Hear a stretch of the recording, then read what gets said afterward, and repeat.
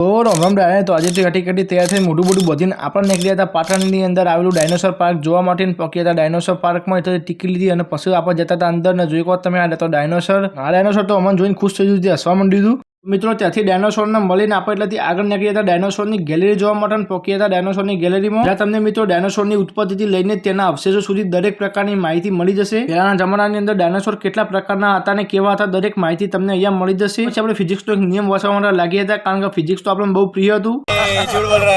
અને પછી આપણે ત્યાંથી ચંદ્રયાન જોયું, તમે જોયું હતું ચંદ્રયાન. એના પછી આપણે જૂના જમાનાના કેમેરા જોયા બધા. આપણે પકીતા ઇલ્યુઝન વાળા ઘરની અંદર જ્યાં તમે હરખી રીતે ઉભા ના રહો, તમે ભૂય જ પડજો એવું ઇલ્યુઝન વાળું ઘર હતું. તેમાં મિત્રો આપણે છેલ્લે પકડ્યા હતા 5D થિયેટરની અંદર મૂવી જોવા માટે. તો પછી ત્યાંથી આપણે ચશ્મા કલેક્ટ કર્યા અને ચશ્મા લીધા પછી પાછળની ચેનલમાં બે હતા મિત્રો, આપણે ફઈનો છોકરો બે જણા. પછી એટલે જોવા માટે ચાલુ થઈ ગયું મૂવી. ત્યાં આપણે મૂવી જોવા લાગ્યા. મૂવીની અંદર તો મિત્રો કમ્પ્લીટલી રિયલિસ્ટિક બનાવી, તો ખુરશીઓ હલતી હતી, બધું હતું.